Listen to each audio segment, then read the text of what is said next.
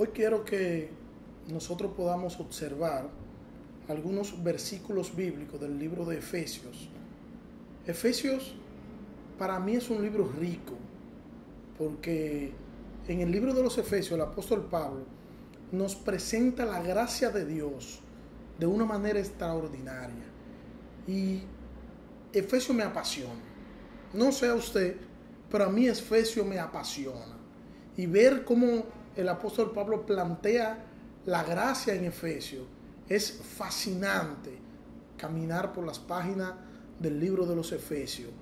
Fascinante, maravilloso esta carta de los Efesios. Dice los primeros 5 versículos bíblicos del capítulo 2 de los Efesios, dice: y Él os dio vida a vosotros, que estabais muertos en vuestros delitos y pecados, en los cuales anduvisteis en otro tiempo según la corriente de este mundo, conforme al príncipe de la potestad del aire, el espíritu que ahora opera en los hijos de desobediencia, entre los cuales también todos nosotros en otro tiempo vivíamos en las pasiones de nuestra carne, satisfaciendo los deseos de la carne y de la mente, y éramos por naturaleza hijos de ira, lo mismo que los demás. Pero Dios, que es rico en misericordia, por causa del gran amor con que nos amó, aun cuando estábamos muertos en vuestros delitos, nos dio vida juntamente con Cristo. Por gracia sois salvos. Es apasionante, es maravilloso ver el planteamiento del apóstol Pablo con relación a la salvación. El Señor nos dio a nosotros vida cuando nosotros estábamos muertos.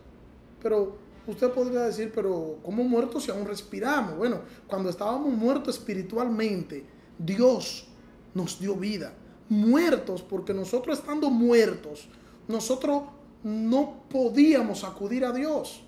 Porque un muerto no se puede, él mismo no puede convalecerse, no puede hacer nada. Necesita que sea otro que lo guíe. Nosotros estábamos muertos, no teníamos escapatoria, éramos esclavos del pecado, pero Dios, cuando estábamos muertos en vuestros delitos y pecados, cuando éramos lo mismo que los demás, cuando nosotros, siendo igual o lo mismo que los demás, Dios se fijó en nosotros, Dios se acercó en nosotros, siendo nosotros sus enemigos. Bueno, imagínense, si siendo nosotros sus enemigos, Dios se acerca a nosotros, cuánto más ahora que somos sus hijos, a través de esa gracia de Dios que Dios manifestó en la cruz. Porque en la cruz nosotros podemos ver claramente el amor de Dios. La naturaleza nos muestra la gloria, la majestuosidad de un Dios inmenso, de un Dios soberano, de un Dios sublime, de un Dios todopoderoso, pero la cruz nos muestra el amor de Dios. Ese amor que fue capaz de darlo todo por todos nosotros. Y quiero que, porque el tiempo aquí es un poco resumido, quiero que podamos observar el versículo 5, solo el versículo 5, perdón, el 4, para que, dice el versículo 4, pero Dios, que es rico en misericordia, por causa del gran amor con que nos amó. Y me gusta ahí el pero. Dice, pero Dios, o sea, nosotros estando muertos en vuestros delitos y pecados, siendo igual que los demás, porque la diferencia entre nosotros, los que son creyentes y los demás, la diferencia es Dios. Nosotros somos de la misma masa, somos del mismo barro, solo que uno, Dios tuvo misericordia de él y el otro no. Pero Dios, ese pero a mí me encanta, pero Dios, que es rico en misericordia, ese pero Dios indica